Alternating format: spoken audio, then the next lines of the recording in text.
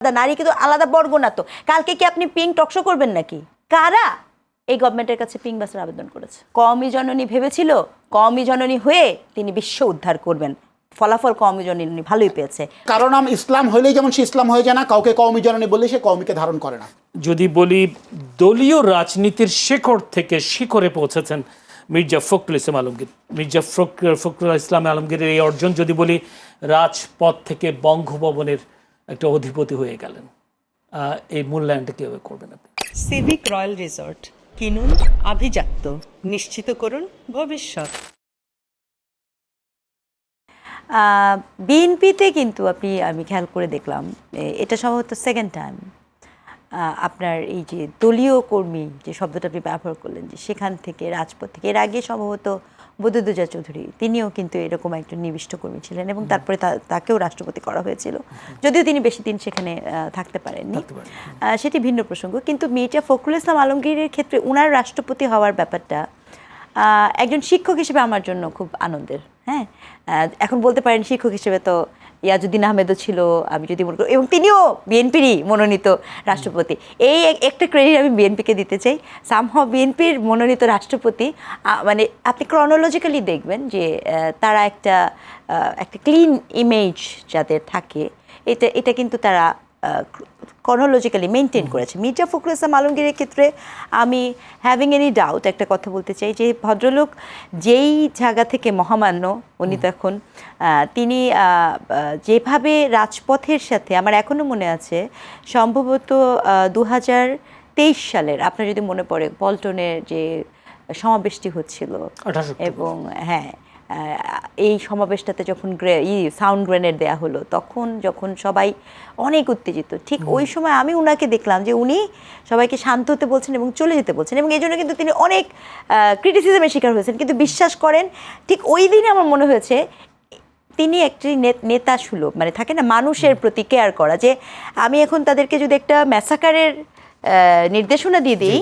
তাহলে সেই সম্ভাবনাটা মানে কতখানি হবে। এই যে তাৎক্ষণিক উনি যে সিদ্ধান্তটি নিয়েছেন, এটি একজন দূরদর্শিতার পরিচয় দেয়। তো সেই জায়গাটা থেকে মির্জা ফখরুল ইসলাম আলমগীর দীর্ঘদিন আপনার, যদিও বিএনপির মধ্যেই, খোদ বিএনপির, যেহেতু বিএনপির লোকজনের সামনেই বলছি, কিন্তু বিএনপির আমি কর্মী নই, কিন্তু আমি জানি, দূর থেকে শোনা হয়, ওনাদের সাথে কথা হয়, যখন বেগম খালেদা জিয়া জেলখানায় ছিলেন এবং যখন জনাব তারেক রহমান দেশের বাইরে ছিলেন, ওই সময়ে কিন্তু এই দলটির হাল সত্যভাবে তিনিই ধরে রেখেছিলেন। এবং ওই সময় কিন্তু উনি যখন হালটি ধরে রেখেছিলেন, এমন অনেক দলীয় বিষয় ছিল যারা তাকে খুব একটা পছন্দ করতেন না, বা তারা যেসব চেতেন, যে যেইভাবে করার ব্যাপারগুলোকে চেতেন, হয়তো বা সেভাবে মনোপুত হয়নি। কিন্তু সফলতার একটা অন্যতম শর্ত থাকে, সেটা হচ্ছে কনসিস্টেন্সি।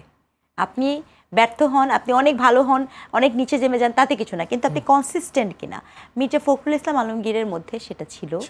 একটা পরমত সহিংসতা বোধ ওনার মধ্যে অসাধারণ। আমি ওনাকে কখনো কোনো বাজে শব্দের ব্যবহার করতে দেখিনি, যেটা আমার জন্য ভীষণ আনন্দের। যে কোনো নেতা, উনি একটা শ্রদ্ধা ভরেই কথা বলেন। আমি কখনো ওনাকে, আমি দেখেছি অনেক সিনিয়র নেতাতেই তাদের দেখবেন যে একটা তুচ্ছতা ছিল, বা একটা কথা বলে দিলেই হয়, এটা ওনার মধ্যে আমি পাইনি। তো সেই জায়গাটা থেকে ওনাকে যে জায়গাটা দেওয়া হয়েছে, এটা শুধু ওনার প্রাপ্তি আমি বলবো না, এটা কিন্তু এই যে এখন তো একটা অসুস্থ সময় যাচ্ছে, এই অসুস্থ সময়ে যেখানে মানুষের ভাষার ঠিক নাই, ব্যবহারের ঠিক নাই, পড়াশোনার ঠিক নাই, সেই অসুস্থ সময়ে যদি আমি ওই ফ্রেমটাকে ফ্রেমিং করতে চাচ্ছি, যে আপনার যিনি ত্যাগ করেন, যিনি পরিশ্রম করেন, তিনি দিন শেষে কোথাও না কোথাও যেয়ে পৌঁছান। সেক্ষেত্রে আপনি কি এটা বলবেন কিনা যে তার জীবনটা যেহেতু শুরু হয়েছিল শিক্ষকতা দিয়ে, সেক্ষেত্রে শিক্ষকতার প্রভাবের কারণে তার এই আচরণগুলো বেশ সহনশীল, যদি বলি সুশীল, এই কারণে হয়েছে কিনা? এখানে তো আপনি আমাকে আবার একটু প্রশ্ন করেছেন, আমি তো কিছুটা বায়াসড হয়ে যাবই। দেখেন, শিক্ষকদের তো অ্যাটলিস্ট একটা কিছু বিষয় থাকে, যে ধরেন আপনি ভীষণ কুতর্ক করলেও যিনি শিক্ষক, তার মধ্যে ওই জিনিসটা থাকে যে বুঝছে না, বুঝে যাবে, বা আরেকবার বোঝাই, হতে পারে সেটার একটা ইম্প্যাক্ট ওনার উপর। সেক্ষেত্রে একটা প্রশ্ন নতুন, সেটা আবার রাজনীতি বিশ্লেষকদের অনেকে বলছেন যে বিএনপি দলীয়ভাবে যদি কাউকে প্রেসিডেন্ট না করে, রাষ্ট্রপতি না করে, অরাজনৈতিক ক্লিন ইমেজের এমন কাউকে আনলে ভালো হতো। এইটাকে আপনার কি মনে করেন? আমি ব্যক্তিগতভাবে এই বিষয়টাকে এরকমভাবে এই মুহূর্তে মনে করছি না। এই মুহূর্তে কেন মনে করছি না আমি একটু বলি। এই কথাটা হয়তো বা অন্য ক্ষেত্রে আমি বলতাম, ঠিক 2026-এ যেখানে দাঁড়িয়ে আছি এই মুহূর্তে মনে করছি না। তার কারণ আমার দেশে খুব স্পষ্টত বেশ কিছু পলিটিক্যাল ইন্টারনাল সংকট হওয়ার সমূহ সম্ভাবনা রয়েছে, এবং সেই ক্ষেত্রে বিএনপি যেহেতু একটি রাজনৈতিক দল, এবং এখন আপনি যে ক্লিন ইমেজ দেখেন, ক্লিন ইমেজ তো ভাই ডক্টর মোহাম্মদ ইউনূসেরও ছিল, তিনিও শিক্ষক ছিলেন, জাতির ভীষণ রকমের প্রত্যাশা ছিল, কিন্তু সেই প্রত্যাশা এমন ট্রমার মধ্যে দিয়ে আমরা গিয়েছি, তিনি 2 বছর তো ভালো কথা, 2 মাসও রাষ্ট্র ঠিক মতো চালাতে পেরেছেন কিনা আমি ঠিক জানি না। তো সেই জায়গাটা থেকে আমি আসলেই মনে করি যে রাদার যিনি কন্ট্রোল করতে পারবেন, যার একটা আন্ডারস্ট্যান্ডিং আছে। দেখেন, ক্লিন ইমেজ থাকতে পারে, কিন্তু রাষ্ট্র চালানোর তো একটা আন্ডারস্ট্যান্ডিং থাকতে হবে। এখন আপনি বলতে পারেন রাষ্ট্রপতি তো রাষ্ট্র চালাবে না, যখন আপনি ক্রিটিক্যাল, এবং আমি আপনাকে মনে করিয়ে দিই এখন কিন্তু তত্ত্বাবধায়ক সরকার ফেরত আসার প্রেক্ষিতে আগামী 4-4.5 বছর পরে রাষ্ট্রপতি খুব গুরুত্বপূর্ণ পদ হিসেবে আবির্ভূত হচ্ছে। সেই ক্ষেত্রে কখনো আসলে এরকম সিদ্ধান্ত নেওয়া উচিত হবে বলে আমি মনে করি না। দর্শকদের ধন্যবাদ। যে মোহাম্মদ মমিনুল আমিন, বিএনপি নেতা, আপনার কি মনে হয় আসলে আজকে যারা নির্বাচন হলো, রাষ্ট্রপতি নির্বাচন, সেই নির্বাচনে 6 জন সংসদ সদস্য নির্বাচনে ভোট দিতে পারেনি বা ভোট দেননি। এর মধ্যে রুমিন ফারহানা হচ্ছেন একজন, তিনি ভোট দেননি। তিনি বলেছেন যে এই ভোটটায় রাষ্ট্রপতি নির্বাচনটা অর্থহীন, আগে থেকে জানা যে এটা ফলাফল কি হবে, তাহলে এটাকে ভোট কেন বলবে? তিনি বলছেন এটাকে মনোনয়ন বলা যায়, নির্বাচন বলা যায় না। আপনি কি বলবেন? প্রথমেই আমি চ্যানেল এসে সম্মানিত দর্শক এবং আমার সম্মানিত সহ-আলোচককে শুভেচ্ছা জানাচ্ছি। আপনার শোয়ের মাধ্যমে আমি বাংলাদেশের 23তম নবনির্বাচিত মহামান্য রাষ্ট্রপতি মির্জা ফখরুল ইসলাম আলমগীর স্যারকে শুভেচ্ছা এবং অভিনন্দন জানাচ্ছি। একই সাথে শুভেচ্ছা জানাচ্ছি আমাদের দলে তার স্থলাভিষিক্ত হওয়া আমাদের নতুন ভারপ্রাপ্ত মহাসচিব রুহুল কবির রিজভীকে। দুজনেই আজকে নতুনভাবে 2টা জায়গায় এসেছেন। আমি একটু পূর্বের থেকে কথা শুরু করি, আপার কথা ধরেই শুরু করি। 28 অক্টোবরের ঘটনার তিনি যেটা বললেন, আমার মনে পড়ছে 28 অক্টোবরের পরে পলাতক ফ্যাসিস্ট আওয়ামী লীগের যিনি সাধারণ সম্পাদক ছিলেন ওবায়দুল কাদের, সে একটা সমাবেশে হাসিনার উপস্থিতিতে কিন্তু বলেছিল, খুব নাম ধরে তুচ্ছ তাচ্ছিল করে, আপা যেটা বলেছে, উনি কখনোই মির্জা ফখরুল ইসলাম আলমগীরকে দেখেনি বাজে শব্দ বা বাজে ল্যাঙ্গুয়েজ ইউজ করতে। অপোজিটটা আমি একটু মনে করে দিতে চাই, না হলে আসলে বিস্তৃত হয়ে যাবে আমাদের। সে নিয়ে খুব তাচ্ছিল্য করে বলেছিল, মির্জা ফখরুল হায় রে হায়। আপনাদের মনে আছে, আপনারা যদি ভিডিও ক্লিপটা আবার দেখেন, দেখলাম শুধু দৌড়াচ্ছে। হ্যাঁ, আজকে ওবায়দুল কাদেরদের পরিণতি কোথায়?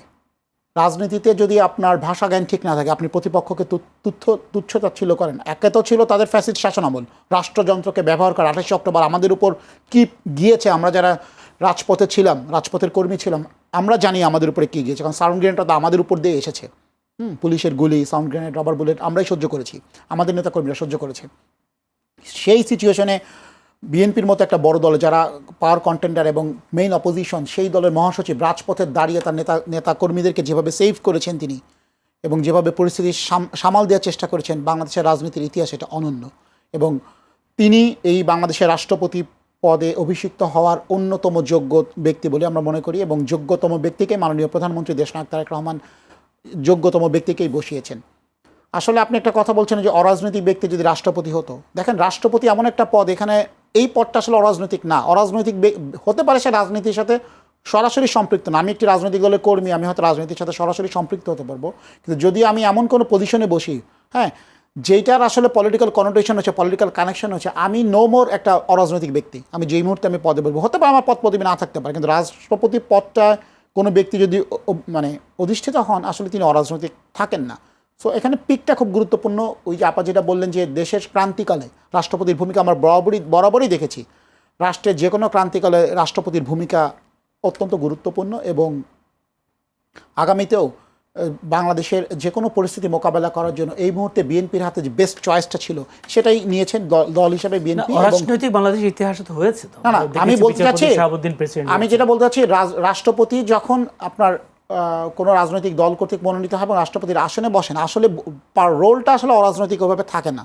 ঠিক আছে, হ্যাঁ, আপনি বলতে পারেন, আপনি সাহেবের কথা বলতে পারেন, তিনি তত্ত্বাবধায়ক সরকারের সময় একবার ছিলেন উনি, তারপরে তাকে নিয়ে আসা হয়েছে, তিনি হয়তো সরাসরি সম্পৃক্ত ছিলেন না, কিন্তু তখন দল হিসেবে আওয়ামী লীগ কীভাবে ফাংশন করেছে, তিনি কি আওয়ামী লীগের বিরুদ্ধে যে কথা বলার কোনো সুযোগ ছিল, তার সুযোগ ছিল না। সেখানে তো পলিটিক্যাল ডিসিশনের ব্যাপার অবশ্যই রয়েছে। রুবিন ফারহানাদের কথা আমি বলবো, আসলে উনি আমাদের দলের সংসদ সদস্য ছিলেন, টকশোতে কথা বলতেন। সাম্প্রতিক সময় মনোনয়নকে কেন্দ্র করে উনি দলের বিদ্রোহী হয়েছেন। উনি যদি নির্বাচিত না হতেন উনি হয়তো হারিয়ে যেতেন। আমি ঠিক ওনার সম্পর্কে খুব বেশি কিছু মন্তব্য করব না। তবে উনি যে বললেন যে রাষ্ট্রপতি নির্বাচনটা অর্থহীন, দেখেন উনি কিন্তু বাংলাদেশের সংবিধান, বিধিবিধান, সংসদের কার্যপ্রণালী, সংবিধানের ৭০ অনুচ্ছেদ সব কিছু জেনে শুনেই কিন্তু উনি সংসদ সদস্য হিসাবে শপথ নিয়েছিলেন। এমন না উনি সংসদ সদস্য হিসাবে শপথ নেওয়ার পর নতুন কোনো কিছু এনাক্ট হয়েছে। উনি জানতেন যে বাংলাদেশের রাষ্ট্রপতি নির্বাচন কিভাবে হয়। আজকে যদি রাষ্ট্রপতি নির্বাচনে বিরোধী দল প্রার্থী না দিত তাহলে তো ভোটেরও কোনো প্রয়োজন হতো না, ঠিক আছে। বা তিনিও যখন আওয়ামী লীগের আমলে সংসদ সদস্য ছিলেন, তখন যখন রাষ্ট্রপতি নির্বাচন হয়েছিল তখন ব্যাপারটা কী ছিল, তার তখন অবস্থান বা মন্তব্য কী ছিল, তাই না? না, ওনার তো ২৪ পরবর্তী যে আশা আকাঙ্ক্ষা ছিল যে সংবিধান সংশোধন হবে বা সংস্কার হবে, তিনি একটা কথাও বলেছেন যে অথচ ২০১৬ সাল থেকে বিএনপি ভীষণ ২০৩০-এর গলার রক ফুলিয়ে কথা বলেছিল, এখন তারা বলছে দলের বাইরে ভোট দিলে তারা সদস্যপদ বাতিল হবে, এরকম প্রহসনের ভোট।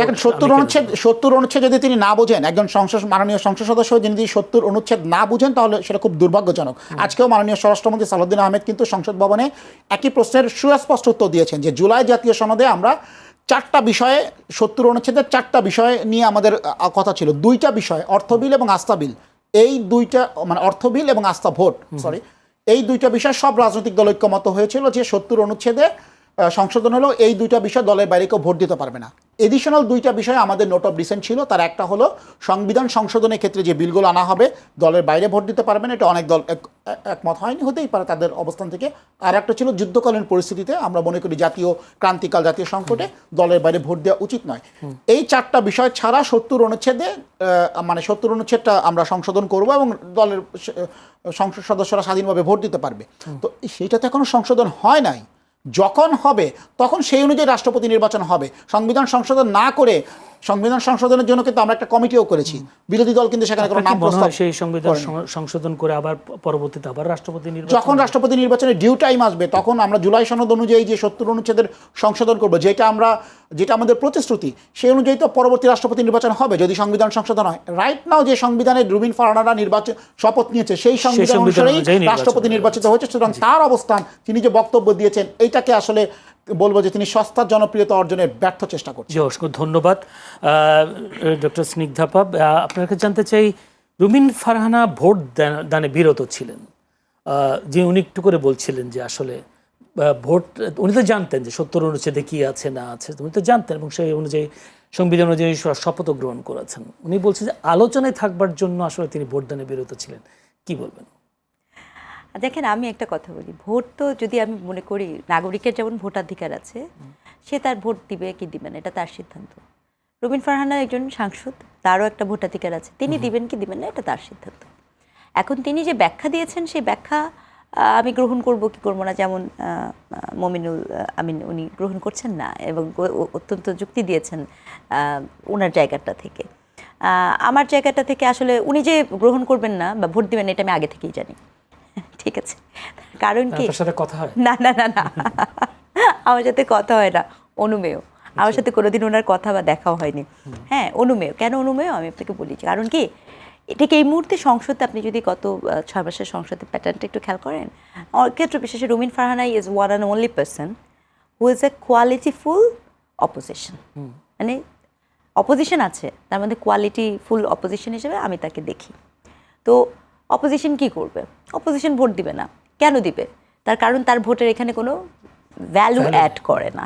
তো আমি যদি ওনার জায়গায় থাকতাম আমি এই কথাটা বলতাম যে আমার ভোট দেয়া না দেয়াতে এটা কোনো ভ্যালু অ্যাড করে না, দেন ইটস ডিসমিসাল। কিন্তু তিনি এটাকে ৭০ অনুচ্ছেদ নিয়ে এসে বা এটা এনে যেই কথাটা উনি বলেছেন, সেক্ষেত্রে আসলে ওটা হতে পারে তিনি একই সাথে মনে করিয়ে দিতে চেয়েছেন পলিটিক্যালি যে আপনারা যে ৭০ অনুচ্ছেদ নিয়ে যেহেতু আপনার বিরোধী দলের সাথে একটা অলরেডি আছে, সেইটা উনি পলিটিক্যালি পয়েন্টেড আউট করেছেন, সেটা ওনার পলিটিক্যালি করারই কথা।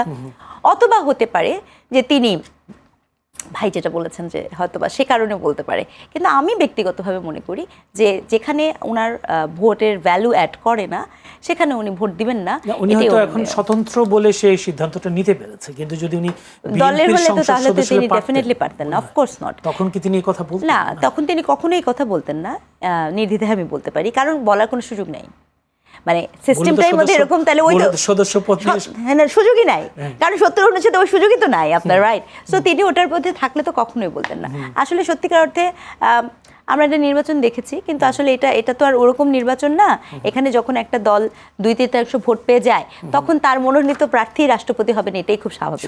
কিন্তু যদি 2/3 প্রার্থীতা না পেত তখন নয় আমরা একটুখানি ওকে ইলেকশনটা খুব জমজমাট হচ্ছে, এরকম তো ব্যাপারটা না। তাহলে আপনি আমাদের প্রধান নির্বাচন কমিশনার যে বললেন আজকে খুবই সুষ্ঠু ভোট হয়েছে, সুন্দর ভোট হয়েছে, এত সুন্দর পরিবেশ, ভোট হওয়াটা খুবই ভোট তো সুষ্ঠুই হয়েছে, ভোট সুষ্ঠুই হয়েছে। দেখেন, সংসদ থেকে তো ব্যালট বাক্স চুরি করার কোনো সুযোগ নাই। এবং এটা প্রকাশ্য ব্যালটে ভোট, এটা এমন কিন্তু গোপন ব্যালটে ভোট না। আমি একটা ছোট সংসদ, আমি একটা একটা যদি একটা অ্যালাউ করেন আমাকে, দেখেন রুমিন ফারহানা আপনার সঙ্গে আমি আর একটা তথ্য দিতে চাই। দেখেন, যেদিন উনি শপথ নিলেন সংসদ সদস্য হিসাবে, 2টা শপথ নেওয়ার কথা কিন্তু তখন তৎকালীন অন্তর্বর্তী সরকার বলেছিল। উনি কিন্তু একটা শপথ নিয়েছিলেন, আপনাদের হয়তো মনে আছে, সংবিধান সংস্কারের যে সংস্কার পরিষদ সদস্য রুবিন ফারহানা, উনি কিন্তু ওই শপথ নেন নাই, কারণ বিএনপি সদস্যরা তখন কিন্তু একটা শপথ নিয়েছিল। আমরা বলেছিলাম 2টা শপথ আমরা নিব না। উনি কিন্তু বিএনপির অবস্থানের সাথে রেখেছিলেন, কারণ উনি আশা করেছিলেন উনি হয়তো বিএনপিতে আবার ফেরত আসবেন, ওনাকে হয়তো কোনো মন্ত্রণালয়ের প্রতিমন্ত্রী বা মন্ত্রী এরকম করা হবে বা অন্য কোনো দেওয়া হবে, এই আশায় কিন্তু উনি দ্বিতীয়টা শপথ নেন নাই। তখন কিন্তু উনি এসব কথা বলেন নাই। আজকে হঠাৎ করে যখন তিনি সংসদ বর্জন করলেন, এটা আমি আবারই বলবো, আমি আসলে অন্য কোনো মন্তব্য করতে চাই না, বর্ণবাদী কোনো মন্তব্য তার সম্পর্কে করতে চাই না, কিন্তু খুব সুস্পষ্টভাবেই বলবো, এই যে নাসিরউদ্দিন পাটোয়ারিকে দেখে আমাদের মনে অনেকের ভিতরে লাড্ডু ফুটছে যে একটা উল্টাপাল্টা কিছু করলে হয়তো আলোচনায় থাকা যাবে, আমার ভ্যালু হয়তো আরও বাড়বে, আমি হয়তো আরও বেশি আলোচনায় থাকবো, জনগণ আমাকে গ্রহণ করবে, সেই রাজনীতির দিন শেষ। আমি এতটুকু আপনি নাসিরউদ্দিন পাটোয়ারির উনি হয়তো তাকে অনুসরণ করছে, নাসিরউদ্দিন পাটোয়ারির কথা অনেকেই করছে, শুধু রুমিন ফারহানা না, আমাদের দেখা অনেকেই যারা বিরোধী দলের ভূমিকা অবতীর্ণ হচ্ছেন তারা পাটোয়ারি মডেলকে অনুসরণ করছে। রাজনীতিতে একটা মডেল তৈরি হয়ে গেছে, পাটোয়ারি মডেল, যে আমি কিছু একটা উল্টাপাল্টা বললেই আমি হয়তো আলোচনায় থাকবো এবং আমার পিছনে অনেক ক্যামেরা, লাইট, অ্যাকশন এগুলো থাকবে, আমি হয়তো একটা ভালো একটা মানে আগে এটা কি বলবো, রাজনৈতিক টিকটকার। হ্যাঁ, এটাকে রাজনৈতিক টিকটকার বলা ছাড়া আমার কিছু বলার নেই। জি, সেই ক্ষেত্রে তাহলে আওয়ামী লীগের সময় যখন বিএনপির অনেকটা যদি বলি খুবই কষ্টের জীবন ছিল, সেই সেই দিনগুলোতে যে উনি প্রতিবাদ করেছেন, সংসদে করেছেন, টকশোতে করেছেন, তার সেই অবদানগুলোকে আপনারা এখন অস্বীকার করেন? দেখেন, আমি তার অবদানের কথা নিয়ে তো এখানে কথা হচ্ছে না। তিনি যখন টকশোতে কথা বলতেন তখন বিএনপির অসংখ্য অগণিত নেতাকর্মী রাজপথে রক্ত ঝরাইতো, গুম হইতো, মিথ্যা মামলায় হাজিরা দিত, পাট খেতে ঘুমাতো, কষ্ট দিন জীবনযাপন করতো। তিনি তাদেরকে রিপ্রেজেন্ট করতেন। আজকে তিনি কাদেরকে রিপ্রেজেন্ট করছেন, কার হয়ে কথা বলছেন, কোন স্বার্থকে তিনি অ্যাড্রেস করছেন, হ্যাঁ, এইটা আপনাকে দেখতে হবে, বুঝতে হবে। অসংখ্য ধন্যবাদ। আমি যদি ছোট্ট করে আপু এক মিনিট যদি বলতে পারেন, যেটা বলছিলাম যে খুবই সুন্দর শান্তিপূর্ণ পরিবেশে নির্বাচন হয়েছে, আমার প্রধান নির্বাচন কমিশনারের এই বক্তব্যটাকে ছোট্ট করে কীভাবে মূল্যায়ন করবেন, তারপর আমি বিরতিতে যাব। ছোট করে শুধু এতটুকুই বলবো, অনেক সময় হয় না যে আমাদের কিছু কথা সবসময় বলতে হয়, বলতে বলতে অভ্যস্ততা তৈরি হয়ে যায়, হয়তো বা সেই জায়গা থেকেই বলেছেন, কারণ নির্বাচন কমিশন মাত্রই বলতে হয় খুবই শান্তিপূর্ণ সুষ্ঠু ইলেকশন হয়েছে। এই কারণ এই প্রতিটা কথা কেবলই বাগাড়ম্বরতা ছিল, অপ্রয়োজনীয় ছিল, উনি এভাবে না বললেও পারতেন, বাট এটা বলেছেন তাতেও খুব একটা কিছু ক্ষতিটতি হয়নি, কারণ এটা খুবই এটা সাধারণ হবে, স্বাভাবিক হবে, সুষ্ঠু হবে, এটা জানাই যায়, ঠিক আছে? তো এটাই উনি বলাটা আমার কাছে মনে হচ্ছে, ওই যে সবসময় বলি তো, এটাও বলেছি। আজকে নাহিদ ইসলাম অর্থাৎ এনসিপির আহ্বায়ক এবং সেই সাথে বিরোধী দলীয় চিফ হুইপ, তিনি বলেছেন স্বাধীনভাবে ভোট দিতে পারলে রাষ্ট্রপতির পদটি আরও সম্মানিত হতো। তিনি অবশ্য 70 অনুচ্ছেদের কথা বলেছেন। তিনি বলেছেন সংস্কার কথা থাকলেও তা করা হয়নি, দ্রুত সময়ের মধ্যে জুলাই সনদ বাস্তবায়ন করতে হবে তিনি দাবি করেছেন। খুব তাড়াহুড়ো করে নির্বাচন করা হয়েছে, রাষ্ট্রপতি নির্বাচন, কিন্তু সংস্কারকে তারা সংস্কার না করে জাস্ট এটা যদি সংস্কারটা করতো আর সম্মানিত হতো রাষ্ট্রপতির এই পদটি। ধন্যবাদ। নাহিদ ইসলাম জুলাই গণঅভ্যুত্থানের অন্যতম চরিত্র। হ্যাঁ, আমরা যখনই কারো সম্পর্কে মন্তব্য করি অবশ্যই তার অবদানকে স্মরণ করে রাখার চেষ্টা করি। এরপর তারা অন্তর্বর্তীকালীন সরকারে এসেছিলেন, জুলাই গণঅভ্যুত্থানের স্পিরিটকে ধারণ করে ছাত্র প্রতিনিধি হিসাবে এসেছিলেন। তখন রাষ্ট্রপতি কে ছিল? তখন রাষ্ট্রপতি যিনি ছিলেন তার কাছে তো তারা শপথ নিয়েছিলেন। সে রাষ্ট্রপতি কেন নির্বাচিত হয়েছিল? সেইম সংবিধানের আন্ডারে সে নির্বাচিত হয়েছিল না? তার আন্ডারে তার শপথ নিয়েছিল না? এবং ফ্যাসিস্ট মনোনীত রাষ্ট্রপতি, তাকে স্মরণ নিয়ে তো কম মানে জল ঘোলা হয়নি, হয়েছিল? তারা কি তাকে অপসারণ করেছিল? এখন আমরা যদি প্রশ্ন তুলি, না, আপনাদের জন্য অপসারণ করতে পারে না না এই কথাটা ভুল, এই কথাটা ভুল। আমরা অপসারণ, তারা যদি অপসারণ করতে চাইতো, তারা যদি অপসারণ করতো, তারা যদি অন্যভাবে অন্য ফরম্যাটে কিছু যাইতো, বা রাষ্ট্রপতির কাছে শপথ না নিয়ে তারা যদি অন্যভাবে শপথ নিত, তখন কে তাদেরকে বাধা দিত? জুলাই 5ই আগস্টের পরে যখন সরকার গঠন হলো, রাষ্ট্রপতির সাথে আন্ডারে শপথ নিতে হবে, এরকম মানে বাংলাদেশের কোনো মানুষ কি বিরোধিতা করতো তখন? আমরা যদি বলি চুপ্পুর অধীনে শপথ না নিলে তারা অনেক সম্মানিত হতো, অন্তর্বর্তী সরকার। তখন সাংবিধানিক সংকটের কথা তো সাংবিধানিক সংকট অবশ্যই ছিল, জোরালোভাবে তুলেছে। সাংবিধানিক সংকটের কথা আমরা সাংবিধানিক ধারাবাহিকতা রক্ষার কথা আমরা বলেছি, কিন্তু এটা হচ্ছে তার বক্তব্যের প্রেক্ষিতে বলছি। ব্যাপারটা এরকম হইতে পারতো না? তো তারা তো তার ওই যেই চুপ্পুর আন্ডারে শপথ নিয়েছিল, চুপ্পু সাহেব যখন রাষ্ট্রপতি ছিলেন, তখন কিন্তু এই 70 ধারা ফলো করে আওয়ামী লীগ তো এভাবেই তাকে নির্বাচিত করেছিল, তাই না? সেম প্রক্রিয়াতেই নির্বাচিত হয়েছে। অনেকে তো বলে রাষ্ট্রপতি নির্বাচনে জনগণের প্রত্যক্ষ ভোট হতে হবে, তো এইটা তো আলোচনা শেষ নাই। জুলাই সনদ নিয়ে আমাদের আলোচনা হয়েছে দীর্ঘদিন, এবং ওই একই কথা আমি বারবার রিপিট করব না যে আমরা যখন সংবিধান মানে সংশোধন করব, তখন যে রাষ্ট্রপতিটা অন্যভাবে নির্বাচিত হবে। বর্তমান সংবিধানের আন্ডারে রাষ্ট্রপতি নির্বাচিত, কারণ তারা কি বর্তমান সংবিধানের অধীনে শপথ নেয় নাই? মানে আপনি আশা করেন সেই সংবিধান 70 অনুচ্ছেদ সংশোধন? দেখেন, আমাদের যেটা আমি আশা করি বলে কথা না, আমাদের এই যে জুলাই জাতীয় সনদে আমাদের দল বিএনপি স্বাক্ষর করেছে, এখানে আমিও একজন সিগনেটরি, আমি ভিন্ন দলে ছিলাম তখন, বাট আমিও একজন সিগনেটরি। আমরা কি বলেছি? স্বাক্ষরিত জুলাই সনদের প্রত্যেকটা অক্ষর আমরা বাস্তবায়ন করবো। 70 অনুচ্ছেদে আমাদের 2টা নোট অফ ডিসেন্ট আছে। আমরা নির্বাচনী এই যে প্রতিশ্রুতিতে কিন্তু আমরা বলেছি নোট অফ ডিসেন্টের ব্যাপারগুলো কি, আমরা কিন্তু কোনো গুপ্তদের মতো কোনো গুপ্ত প্রতিশ্রুতি দিইনি, গুপ্ত ছিলাম না। আমরা স্পষ্ট বলেছি যে আমরা নির্বাচনী ইশতেহারে যেটা ম্যান্ডেটে উল্লেখ করব, সেই অনুযায়ী আমরা জুলাই জাতীয় সনদ বাস্তবায়ন করব, এবং 70 অনুচ্ছেদ তখন সংশোধন হবে, তখন রাষ্ট্রপতি নির্বাচন হবে। তারা একটা মানে জনগণকে আসলে একটু বিভ্রান্ত করার চেষ্টা সবসময় করে। বিরোধী দলের কাজই এইটা, আক্ষরিক অর্থে তারা কোনো বিরোধিতা করছে না। রাষ্ট্রপতি নির্বাচন হওয়ার পরে বিরোধী দলীয় নেতা কিন্তু তাকে সম্মান জানিয়েছেন, প্রধানমন্ত্রীর সাথে তিনি কোলাকুলি করেছেন, মহামান্য রাষ্ট্রপতিকে অভিনন্দন জানিয়েছেন, ফেসবুক পোস্টও দিয়েছেন, বিবৃতি দিয়েছেন, সবই কিন্তু ঠিক আছে। মাঝখান থেকে কিছু রাজনৈতিক বক্তব্য দিয়ে মাঠ গরম করার চেষ্টা। আমি মনে হয় আসবো আপনার কাছে, একটু যেতে চাই স্নিগ্ধাপার কাছে। স্নিগ্ধাপা, রাষ্ট্রপতি স্বরাষ্ট্রমন্ত্রী আজকে বলেছেন 70 অনুচ্ছেদে পরিবর্তন এনেই পরবর্তী রাষ্ট্রপতি নির্বাচন হবে, মানুষ প্রত্যাশিত গণতান্ত্রিক চর্চা দেখতে পাবে। আজকে সাংবাদিকদের তিনি কথা বলেছেন। আপনি কি আশা করেন যে যদি 70 অনুচ্ছেদ বা সংশোধন হবে কিনা, একটি প্রথম প্রশ্ন। দ্বিতীয় প্রশ্ন, যদি সংশোধন হয় তাহলে তো রাষ্ট্রপতি নির্বাচিত হয়ে গেছে, এটা তো সে মেয়াদ শেষ হওয়ার পরেই এটি কি কার্যকর হবে? তাহলে সেই কারণে কি সংশোধন করতে চাই বিএনপি? ধরেন এখন আর্জেন্টিনা বলল আমরা বিশ্বকাপ পাবো, সামনের বিশ্বকাপ পাবো, এটা তো আর্জেন্টিনার বলারই কথা। তো ব্যাপারটা অনেকটা এরকমই। হ্যাঁ, উনি বলেছেন, তাতে কোনো সমস্যা নেই, কারণ এখন 70 অনুচ্ছেদ থাকা না থাকাতে খুব একটা যায় আসে না। আর 70 অনুচ্ছেদ থাকার ব্যাপারটা যদি আপনি আমাকে বলেন, আসলে এখন পর্যন্ত আমি মনে করি না আমাদের রাষ্ট্রীয় এই যে সাংবিধানিক 70 অনুচ্ছেদ বলেন অথবা অন্য বিষয়গুলো, এই বিষয়গুলো নিয়ে না আমি ফর সাম রিজন ঠিক এই মুহূর্তে আমার দেশে এত এত সমস্যা আছে, এই আলাপগুলোই আমার কাছে মনে হয় অপ্রতুল। একজন নাগরিকের জায়গা থেকে বলছি, আলাপগুলো গুরুত্বপূর্ণ, কিন্তু সেই তার থেকেও গুরুত্বপূর্ণ হচ্ছে আমি যে সমস্যা লিভিং রিয়েলিটিতে আছি, আমার জ্বালানি বলেন, আমার বিদ্যুৎ বলেন, আমার অর্থনীতি বলেন, আমার বেকারত্ব বলেন, আমার কূটনৈতিক সম্পর্ক বলেন, আমার যে, এবং আপনি সর্বশেষ ইউএনের ইটা দেখেন, আল কায়দার মতো এখানে তারা ঘাঁটি করার চেষ্টা পেয়েছে, এবং এইটাও গত 2 বছর এরকম অনেকগুলো রিপোর্ট কিন্তু হয়েছে।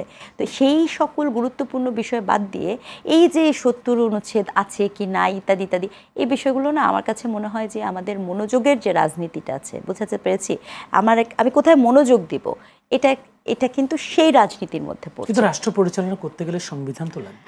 সংবিধান তো আছে, আপনি তো সংবিধান তো নেই যে তা না, না আলোচনা তো আপনি করলেন রে ভাই, আপনি ভুলে গেছেন সেই আলী রিয়াজ সাহেব এসে দিনের পর দিন বসে বসে সব দল গেল কত, এই 2 বছর তো শুধু আলোচনাই করেছেনটা কি বাকি? আমাকে বলেন তো 2 বছরে দেশে বিনিয়োগ হয়েছে? এই যে ইউনিট গভর্নমেন্ট ছিল, 2 বছরে কি দেশে কোনো বিনিয়োগ হয়েছে? 2 বছরে কি কোনো আইন শৃঙ্খলা পরিস্থিতি ঠিক হয়েছে? ওনাদের হাতে এত ক্ষমতা ছিল, ওনারা কি 2 বছরে কোনো কিছু বিধান পরিবর্তন করে গেছে? শোনেন, সরকারি দল যখন থাকে, সে যে সরকারি দলই থাকুক না কেন, যেই দলই হোক না কেন, সে একটা জনতুষ্টবাদী আচরণ করবে। সরকারি দল মানুষে যখন বলে সেই পুলিশ তো আগে, আরে ভাই সারা দুনিয়াতে আমরা পড়াশোনা করি, আমরা জানি যে রাষ্ট্র পরিচালনা করতে গেলে গভর্নমেন্টের এমন একটা ফোর্স দরকার হয়, ইনস্টিটিউশন দরকার হয় যেটা তাকে সাপোর্ট করবে। আপনি অথরিটেটিভ পাওয়ারের সঠিক ব্যবহার করবেন। আলাপ হবে এইটা, আলাপ এইটা না অথরিটেটিভ পাওয়ারকে আপনি দুর্বল করে রেখে দিবেন, তাই না? তো এই যে এত কিছু, কোনো কিছুর একটা জিনিসের কি পরিবর্তন হয়েছে? আপনি আর কত আলাপ করবেন? আল্লাহর রাস্তায় আলাপটা বাদ দিই, আপাতত স্থগিত রাখি। কোন বিষয়টাকে প্রাধান্য দিবেন বলেন? প্রাধান্য দেই জ্বালানিকে, প্রাধান্য দেই কূটনৈতিক সম্পর্কে, প্রাধান্য দেই বিদ্যুৎ সংকটকে, প্রাধান্য দেই বেকারত্বকে, প্রাধান্য দেই ঘাটতি বাজেট ভর্তুকি কিভাবে হবে, এই বিষয়গুলোকে প্রাধান্য দেওয়া জরুরি। এবং সবচেয়ে গুরুত্বপূর্ণ, আইন শৃঙ্খলা পরিস্থিতি আশানুরূপ রেজাল্ট হয়নি। সরকার তো চেষ্টা করছেন, এখন শেষ পর্যন্ত নারীদের নিরাপত্তায় গোলাপি বাস চালু করেছেন।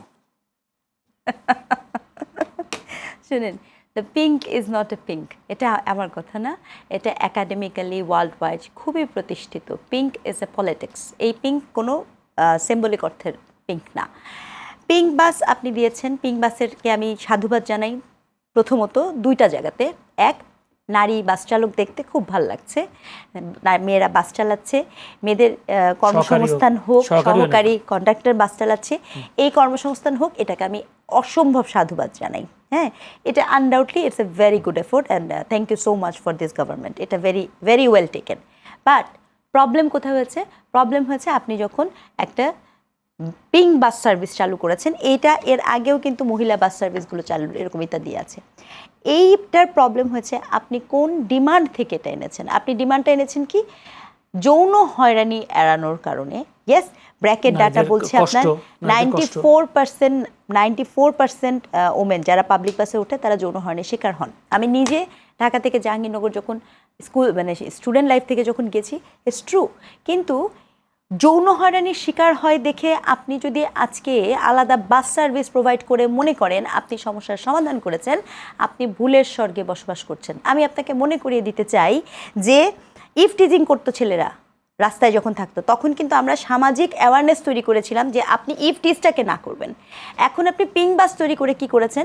পিঙ্ক বাস তৈরি করে আপনি ওই যে একটা পক্ষের এজেন্ডা আছে, আপনি দেখেন পিঙ্ক বাসটি করার সাথে সাথে কতিপয় পক্ষ, কতিপয় বক্তব্য, আপনাদের ফোরামের লোকজনের বক্তব্য এসছে, এখন নারীদের পৃথক শিক্ষা প্রতিষ্ঠান চাই, এখন নারীদের পৃথক।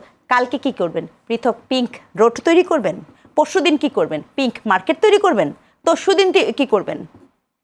পিঙ্ক ট্রেন স্টেশন তৈরি করবেন। মানে সরকারের এই উদ্যোগটাকে আপনি কি ভালোভাবে দেখছেন না? সরকারের অন্তত নারীরা তো নিরাপদে তাদের কর্মস্থলে, শিক্ষা প্রতিষ্ঠানে যেতে পারছে না। না না না না, আপনি সরকারের এই উদ্যোগটাকে আমি ভালোভাবে দেখছি না আমি বলিনি তো, তাহলে তো আমি প্রথম কথাটা বলতাম না যে আপনি ওই উদ্যোগ। আমি বলেছি পুরো উদ্যোগটার কনসিকোয়েন্সেস দেখতে হয় না, আউটকাম দেখতে হবে না আপনাকে। আচ্ছা, আপনাকে এখন আমি একটা কথা বলি, শোনেন। পৃথিবীর ইতিহাসে আপনি আমাকে একটা রাষ্ট্রের নাম বলেন তো যে কিনা এই ধরনের নিয়েছে, পদক্ষেপ নিয়েছে। কারণ মেক্সিকোতে আছে। মেক্সিকোতে কি কি কি প্রেক্ষিতে আছে? না না, পিঙ্ক সেটা শুধু নারীর ক্ষেত্রে কি কি প্রেক্ষিতে আছে? সেটাকে কালার ছিল না, আপনি তো আলাদা করে দিয়েছেন। কালার রেভুলেশন ছিল সাথে, সেটার সাথে কানেক্টেড। আপনি যখন একটা কালারকে, আপনি বর্গকে আলাদা করে দিলেন, পিঙ্ককে একটা আলাদা, নারীকে তো আলাদা বর্গ না। তো কালকে কি আপনি পিঙ্ক টকশো করবেন নাকি?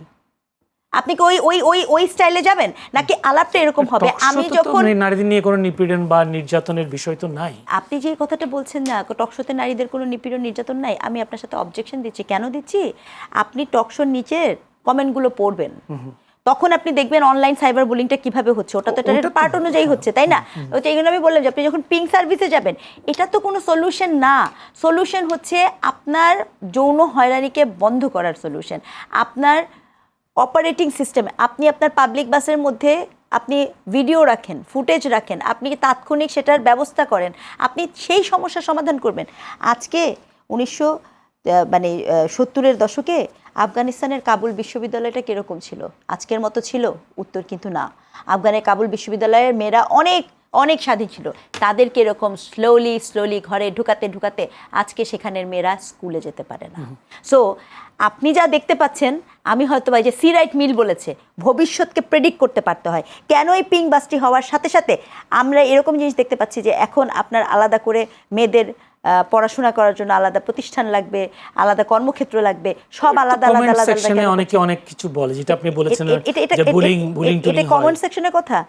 জামাত ইসলামের সাংসদ, সংরক্ষিত নারী আসনের সাংসদ বলেছেন যে মেয়েদেরকে পুরুষ মাস্টার দিয়ে পড়ানো উচিত না।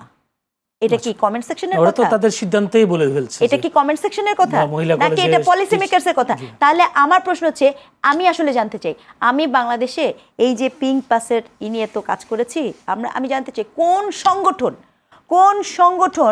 কোন নারীবাদী সংগঠন অথবা কোন যারা মেয়েদের নিয়ে কাজ করে, কারা এই গভর্নমেন্টের কাছে পিঙ্ক বাসের আবেদন করেছে? আচ্ছা, একটু আমি যদি সরকারের একজন আছেন তার কাছ থেকে একটু জেনে আসি যে মহিলা আমিন, আপনার কি মনে হয়? আমরা যতটুকু জেনেছি সরকারের পক্ষ থেকে বলা হয়েছে নারীদের নির্যাতন, যৌন হয়রানি, নিরাপদে তাদের কর্মস্থলে পৌঁছানো, এইসব বিষয়গুলোকে মাথায় রেখে বিবেচনা নিয়ে গোলাপি বাস সার্ভিস চালু করেছেন।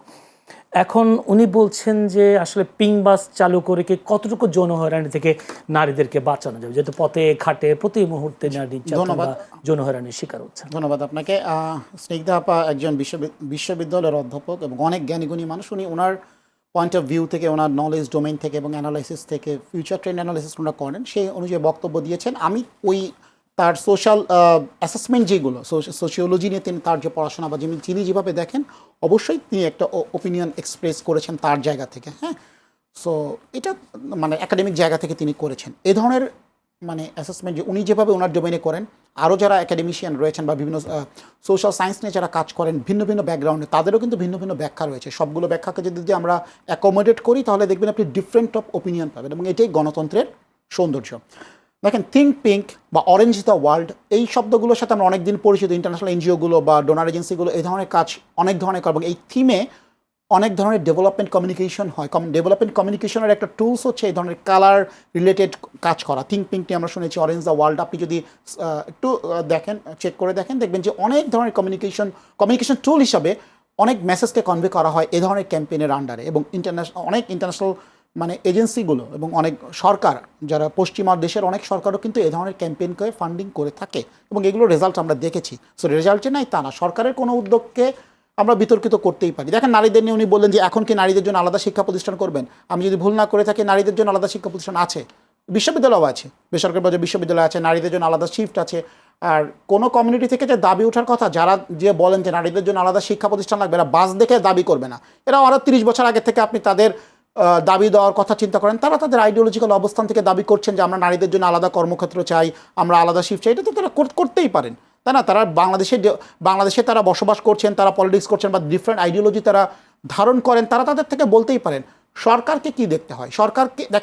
সরকারকে সবার স্বার্থ দেখতে হয়। পিঙ্ক বাসে যে চালু করার কথা বলেছেন, এখানে কি সব নারী কর্মজীবী যারা ঢাকা শহরে প্রতিদিন কমিউট করে সবাইকে এখানে আসতে পারবে না?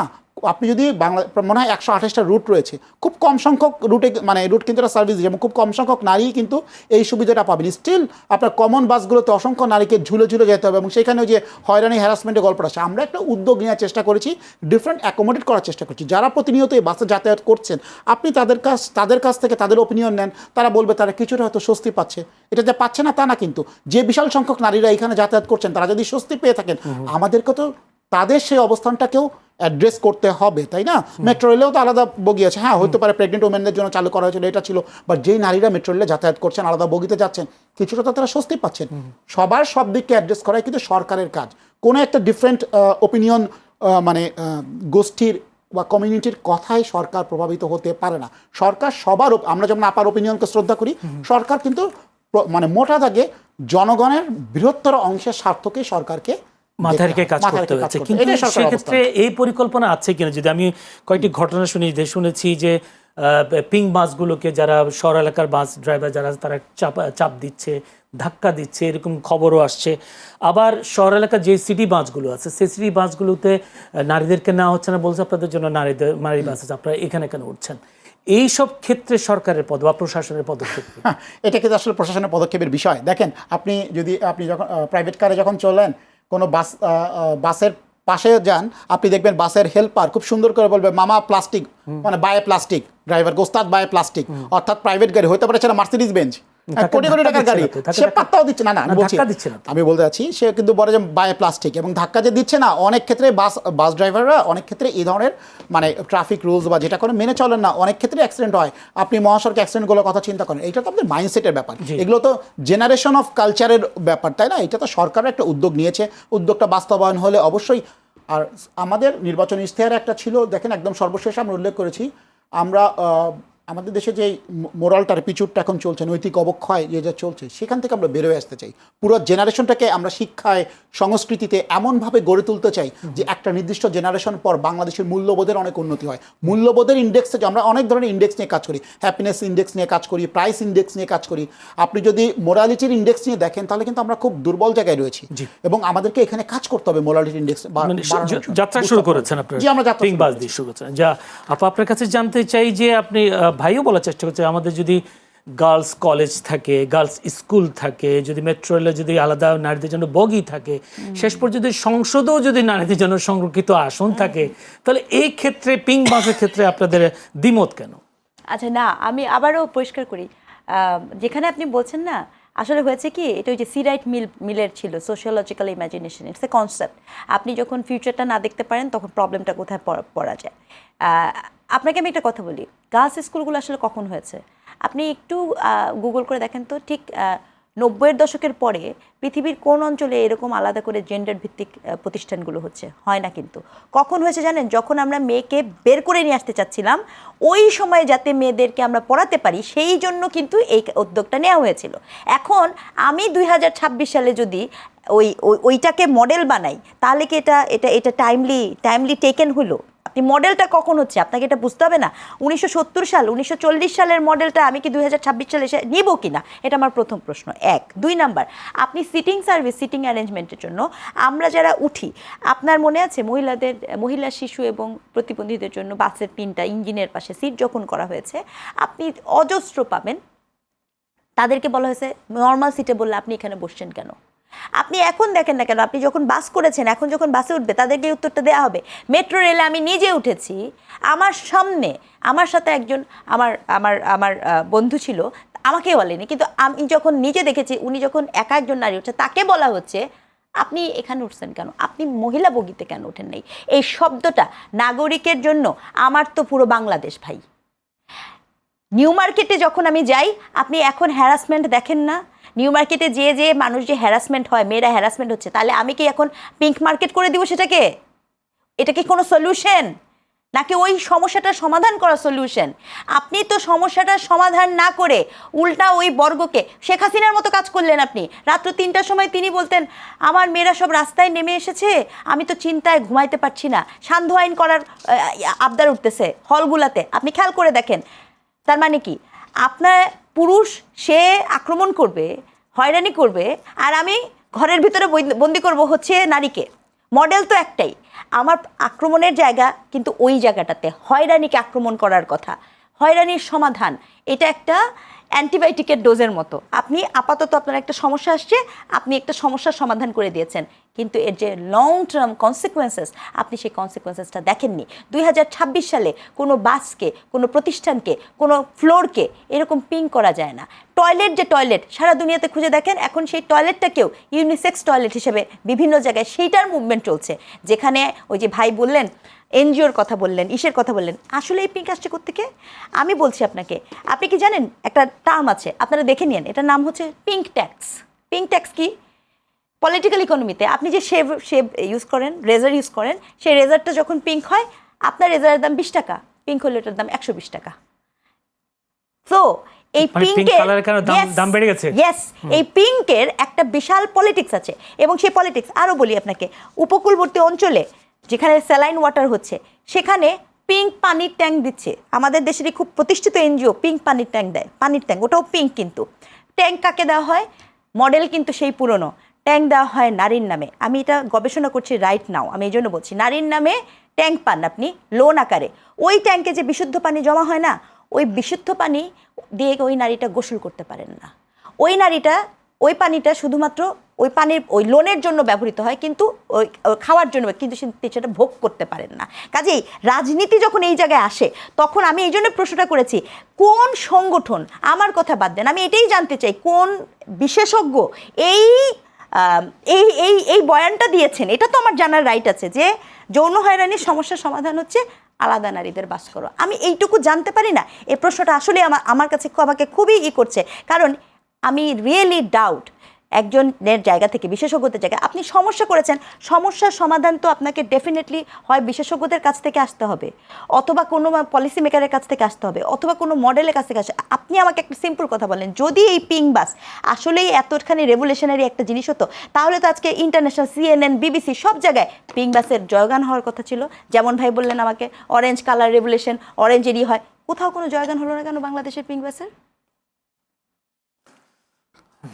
আপনি কি হতাশ? আমি হতাশ না, আমি ক্লিয়ারলি দেখতে পাই এটি সুনির্দিষ্ট পলিটিক্যাল গ্রুপের এজেন্ডার বাস্তবায়ন, এর বাইরে আর কিছু না। অসংখ্য ধন্যবাদ। আপনি কি 1 মিনিট বলতে না, চান? আমি বলতে চাচ্ছি, আমি একেবারে আপার কথার সাথে একমত না। আপা তার আমি যেটা বললাম যে আপার মতন যথেষ্ট ওপিনিয়ন গ্রুপ বাংলাদেশে রয়েছে, এবং যেই নারী যাত্রীরা বাসে উঠছেন আপনি তাদের সাথে কথা বলেন তারা স্বস্তির জায়গা পেয়েছে কিনা। আমাদেরকে দিন শেষে আমরা জনগণের সরকার, জনগণের ভোটে নির্বাচিত সরকার, এবং জনগণের কাছে ডেলিভারি করার আমাদের কমিটমেন্ট রয়েছে। যারা বাসে উঠছেন, রেগুলার যাতায়াত করছেন, তাদের মতামত নিয়ে রেখেন যে তারা একটা সরকারকে সাধুবাদ দিচ্ছে যে না, আমরা একটা ভালো সুযোগ পেয়েছি। দেখেন, সমাজের রাতারাতি পরিবর্তন হওয়া সম্ভব না, বিপ্লবে এভাবে হয় না। মানে পুরো জেনারেশনকে একবারে চেঞ্জ করা যায় না। আপা যেই পয়েন্ট অফ ভিউ থেকে আপা কথা বলছেন, বাংলাদেশে অসংখ্য পয়েন্ট অফ ভিউ এটাও রয়েছে, তারা কো এডুকেশন চায় না পড়তে। যে নারীটা কো এডুকেশন চায় না, আপনি কি তাকে জোর করে বাধ্য করতে পারেন কো এডুকেশনে যাওয়ার জন্য? সরকার, সবার সরকার, সব মত এবং পথকে সম্মিলিত মানে একত্রিত করাই সরকারের কাছে। এটা নিয়ে বিতর্ক থাকতে পারে, কিন্তু আমরা রাতারাতি সব কিছু চেঞ্জ করে ফেলবো। শুধুমাত্র কিছু প্রোগ্রেসিভ গ্রুপকেই আমরা ধারণ করব বা তাদের মতকে জানাবো, অন্য আমার জনগোষ্ঠী যেটা চিন্তা করছে তাদের মতামতকে আমরা শ্রদ্ধা করবো না, ধারণ করবো না। এটা তো কোনো সরকারের, জনগণের সরকারের চরিত্র হতে পারে না। সুতরাং আমাদের সরকারের একটা ভালো উদ্যোগ পিঙ্ক বাস, যেটা এটা দিয়ে ইন্টারন্যাশনাল রেভলিউশনের দরকার নাই।